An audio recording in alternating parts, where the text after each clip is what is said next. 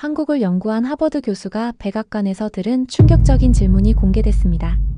트럼프 행정부가 관세 전쟁을 준비하며 7차례나 하버드 교수에게 물었던 질문. 우리 정책을 무력화시킬 수 있는 나라가 있습니까? 그 교수의 답변에 백악관 관계자들이 경악했다고 합니다. 바로 대한민국이었습니다. 그리고 그 이유는 누구도 예측 못한 것이었습니다. 하버드 강의실에서 그 교수가 공개한 한국인도 몰랐던 대한민국 이야기를 지금 들려드리겠습니다. 시작하기 전 좋아요와 구독 버튼을 꼭 한번 눌러주신다면 영상 제작에 아주 큰 힘이 됩니다. 저는 하버드 케네디 정책대학원의 강의실에 서 있었습니다. 벽면을 가득 채운 세계 지도가 오늘 강의의 무게감을 말해주고 있었죠. 학생들의 시선이 저에게 집중되는 순간 저는 입을 열었습니다. 2025년 트럼프의 관세 정책은 분명 성공적인 결과를 내고 있습니다. 강의실이 조용해졌어요. 학생들은 펜을 들고 제 말을 기다리고 있었습니다. 저는 칠판에 몇 개의 숫자를 적기 시작했어요. 중국산 철강에 매긴 25% 관세를 보세요. 미국 러스트벨트의 공장들이 다시 불을 밝혔습니다. 펜실베이니아, 오하이오, 미시간의 제철소들이 3년 만에 재가동됐죠. 독일에서 온 학생 마티아스 슈나이더가 손을 들었습니다. 금발에 파란 눈을 한 그는 정치학 박사과정 학생이었어요. 교수님, 유럽 농산물 관세는 어떤가요? 저는 고개를 끄덕였습니다. 좋은 질문이군요.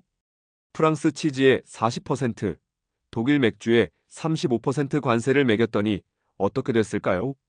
중서부 농민들의 지지율이 급상승했습니다. 마티아스는 씁쓸한 표정을 지었어요.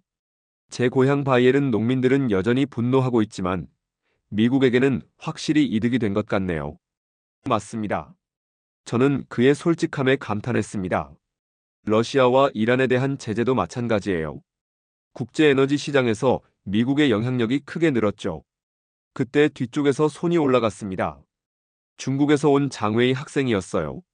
경제학을 전공하는 그는 항상 날카로운 질문을 던지곤 했습니다. 교수님, 그렇다면 트럼프 행정부의 관세 정책은 완벽한 성공작이라는 말씀인가요? 저는 잠시 말을 멈췄습니다. 강의실의 공기가 긴장으로 가득 찼어요. 이제 진짜 이야기를 시작할 때였습니다. 장웨이 학생, 그게 바로 오늘 강의의 핵심입니다. 저는 목소리를 낮췄어요. 이 완벽해 보이는 공식을 적용할 수 없는 나라가 딱 하나 있었거든요. 학생들이 숨을 죽이고 기다렸습니다. 저는 천천히 입을 열었어요. 바로 그 나라 때문에 지난 6개월간 백악관에 여러 차례 불려갔습니다. 저는 잠시 눈빛을 가라앉혔습니다. 강의실의 모든 시선이 저에게 쏠려 있었어요. 이제 진실을 말할 때가 왔습니다. 백악관 국가안보회의실에서 받은 첫 번째 질문이 기억납니다. 저는 천천히 말했어요. 국가안보 보좌관이 저에게 물었죠. 새 관세 정책의 최대 걸림돌은 어디입니까? 학생들이 펜을 멈추고 저를 바라봤습니다. 장웨이가 몸을 앞으로 기울였어요. 2차 회의에서도 같은 질문이었습니다. 3차, 4차 회의도 마찬가지였죠. 저는 칠판에 숫자를 적었습니다. 총 7번의 회의에서 그들이 반복해서 던진 질문은 단 하나였어요. 마티아스가 숨을 고르며 물었습니다. 교수님, 그 답이 뭔가요? 저는 정적을 깨뜨렸습니다. 그 답은 대한민국이었습니다. 강의실이 술렁였어요. 여러 학생들이 동시에 웅성거렸습니다. 뒤쪽에서 누군가 작은 감탄사를 내뱉었죠. 장웨이가 벌떡 일어섰습니다. 교수님, 잠깐만요. 한국은 작은 나라 아닙니까? 저희 중국은 세계 2위 경제대국인데 한국과는 차원이 다르지 않나요? 저는 고개를 저었어요. 장웨이 학생, 그게 바로 함정입니다. 크기만으로 영향력을 판단하면 안 되거든요. 일본에서 온 사토 아야카가 조심스럽게 손을 들었습니다. 교수님, 구체적으로 어떤 의미인가요? 한국은 지금 미국의 심장을 쥐고 있는 나라입니다. 저는 단호하게 말했어요. 백악관 관계자들이 밤잠을 설치게 만드는 나라죠. 마티아스가 의아한 표정을 지었습니다. 심장이라니요? 무슨 뜻인지 이해가 안 됩니다. 저는 프로젝터 리모컨을 집어들었어요. 지금 보여드릴게요. 여러분이 매일 사용하는 스마트폰을 한번 보세요. 스크린에 화면이 떠올랐습니다. 각종 전자기기들의 내부 구조가 나타났어요. 여러분 손에 들린 그 기기 안에 들어있는 메모리 칩, 그게 바로 한국산입니다. 저는 포인터로 화면을 가리켰어요. 삼성과 하이닉스가 전 세계 메모리 반도체 시장의 70% 이상을 차지하고 있거든요. 장웨이의 얼굴이 굳어졌습니다. 그런데 그게 미국과 무슨 상관이 있나요? 저는 다음 슬라이드로 넘어갔어요. 미국의 모든 데이터 센터, 모든 서버, 모든 인공지능 시설이 한국산 메모리에 의존하고 있습니다. 저는 새로운 차트를 화면에 띄웠습니다. 숫자들이 학생들의 눈앞에 나타났어요. 삼성과 하이닉스, 이 두 회사가 전 세계 메모리 반도체 시장의 70% 이상을 장악하고 있습니다. 저는 포인터로 그래프를 가리켰어요. 여러분이 지금 쓰고 있는 노트북, 그 안의 메모리가 바로 한국산이죠. 장웨이가 고개를 저었습니다. 하지만 교수님, 반도체만으로는 설명이 부족한 것 같은데요. 저는 미소를 지었어요. 좋은 지적입니다. 그럼 배터리는 어떨까요? 다음 슬라이드가 나타났습니다.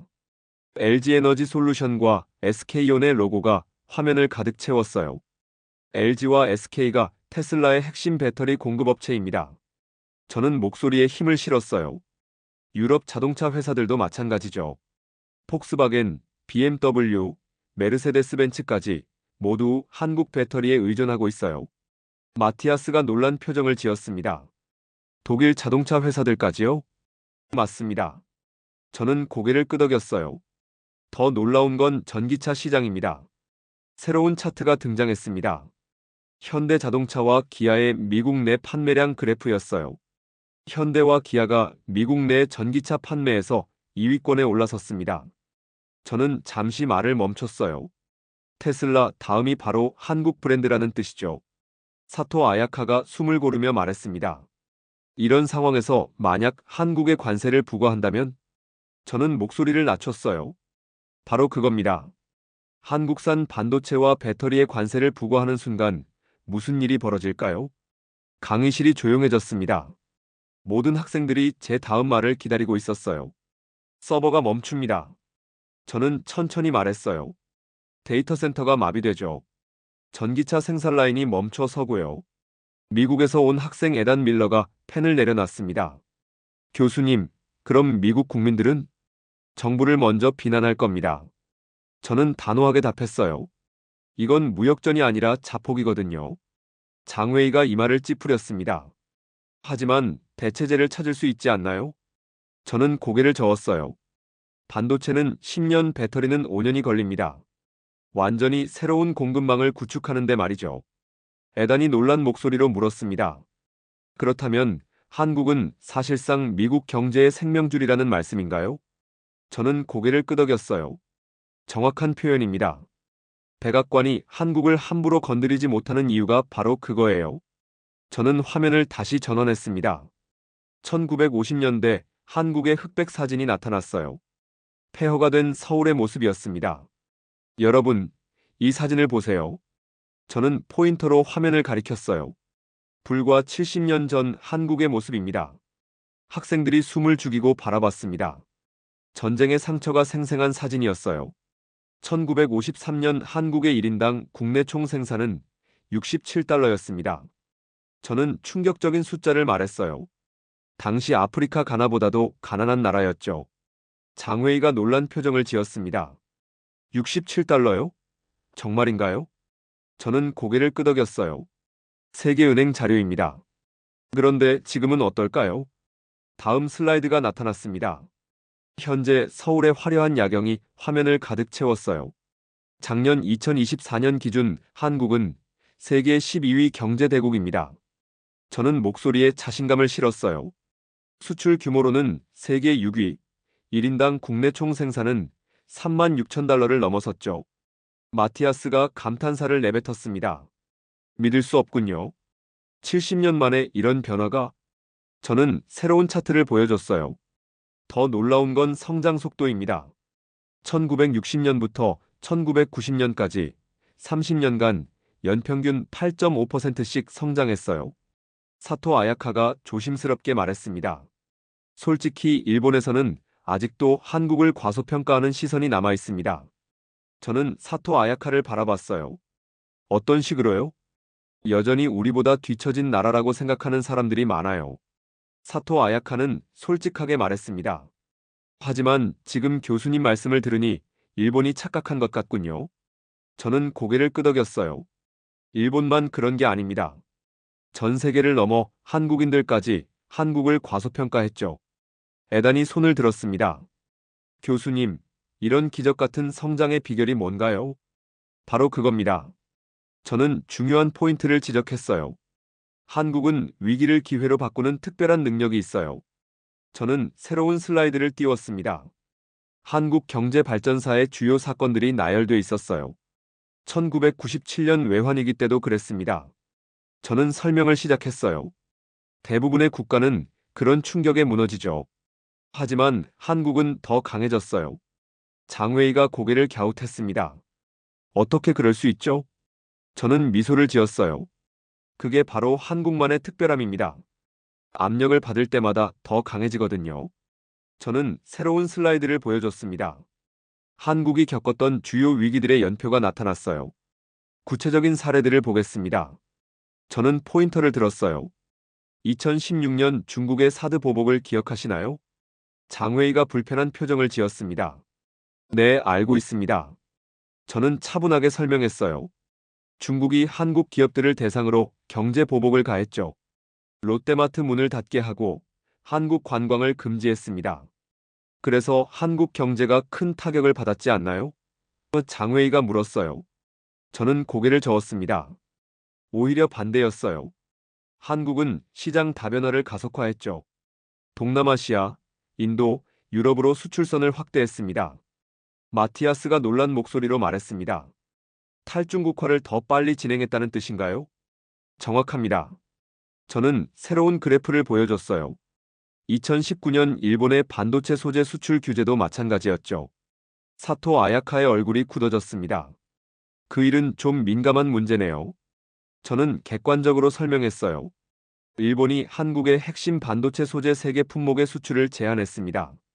플루오린 폴리이미드, 레지스트, 에칭가스 말이죠. 에단이 궁금해했습니다. 그럼 한국 반도체 산업이 큰 피해를 받겠네요? 처음엔 그럴 것 같았어요. 저는 미소를 지었습니다. 하지만 결과는 정반대였죠. 저는 다음 슬라이드로 넘어갔어요. 한국 기업들의 소재 개발 성과가 나타났습니다. 삼성과 SK 하이닉스가 단 1년 만에 독자 개발에 성공했어요. 저는 강조했습니다. 이제 일본 소재에 의존하지 않아도 되죠. 사토 아야카가 한숨을 쉬었습니다. 결국 일본만 손해를 본 셈이네요. 저는 고개를 끄덕였어요. 그뿐만 아닙니다. 2020년 코로나19 팬데믹 때도 그랬어요. 새로운 영상이 화면에 나타났습니다. 한국의 드라이브스루 검사소 모습이었어요. 한국이 세계 최초로 드라이브스루 검사를 도입했습니다. 저는 설명했어요. 접촉 추적 앱도 가장 빨리 개발했죠. 마티아스가 감탄했습니다. 정말 놀라운 대응 속도네요. 대부분의 국가는 압력을 받으면 흔들립니다. 저는 핵심을 짚었어요. 하지만 한국은 압력마다 더 강해졌어요. 장웨이가 진지하게 물었습니다. 어떻게 그런 일이 가능한 거죠? 저는 잠시 생각했습니다. 역사적으로 누적된 생존 본능의 결과라고 봅니다. 강의실이 조용해졌어요. 학생들은 펜을 든 채로 저를 바라봤습니다. 한국은 항상 강대국들 사이에서 살아남아야 했어요. 저는 천천히 말했습니다. 그 과정에서 위기 대응 능력이 DNA에 새겨진 거죠. 저는 새로운 주제로 넘어갔습니다. 여러분, 20세기를 지배한 힘이 군사력이라면 21세기를 움직이는 힘은 무엇일까요? 에단이 손을 들었습니다. 기술력 아닌가요? 맞습니다만 더 구체적으로 말하면 칩과 배터리예요. 저는 화면을 바꿨습니다. 이 둘이 현대 문명의 심장부죠. 마티아스가 고개를 끄덕였습니다.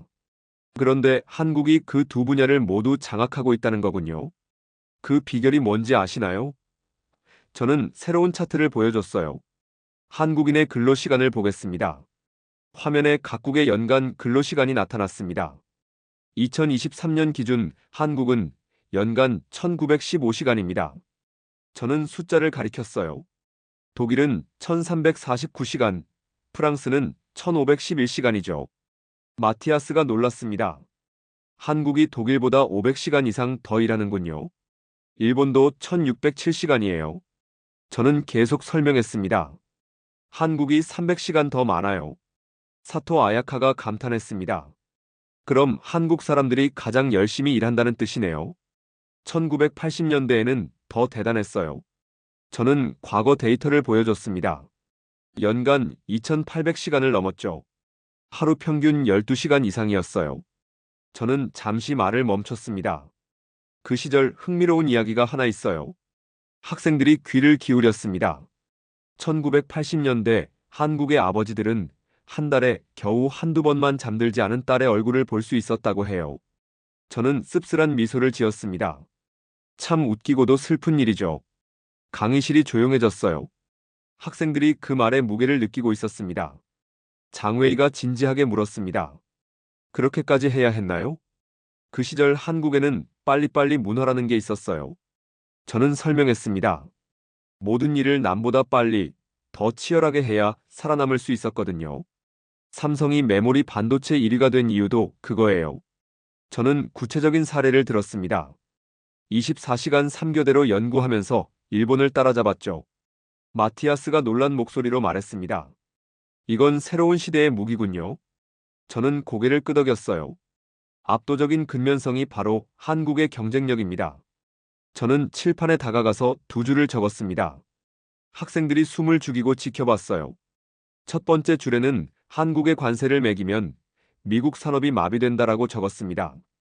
두 번째 줄에는 한국만 우대하면 일본, 유럽, 중국이 들고 일어나 형평성을 문제 삼는다고 적었어요. 에단이 펜을 멈췄습니다. 교수님, 그럼 미국은 어떻게 해야 하나요? 저는 고개를 저었어요. 그게 바로 문제입니다. 답이 없거든요. 마티아스가 이마를 찌푸렸습니다. 진퇴양난이라는 말씀인가요? 정확합니다. 저는 새로운 자료를 보여줬어요. 백악관 내부 문서를 보면 이런 표현이 나와요. 화면에 문서 일부가 나타났습니다. 중요한 부분이 붉은색으로 표시되어 있었어요. 한국은 관세 정책의 예외이자 동시에 가장 큰 변수다. 저는 천천히 읽었습니다. 장웨이가 놀란 표정을 지었습니다. 미국이 그렇게까지 고민한다는 거군요. 3개월 전 국무부 간부가 저에게 직접 물었어요. 저는 생생한 경험담을 들려줬습니다. 만약 한국에 25% 관세를 부과하면 어떻게 될까요? 사토 아야카가 숨을 고르며 물었습니다. 뭐라고 답하셨나요? 미국 경제가 먼저 무너질 거라고 했죠. 저는 단호하게 말했습니다. 애플 아이폰 생산이 중단되고 테슬라 공장이 멈춰 설 거라고요. 에단이 놀랐습니다. 그 정도로 심각한가요? 저는 고개를 끄덕였어요. 한국산 메모리와 배터리 없이는 하루도 버틸 수 없어요.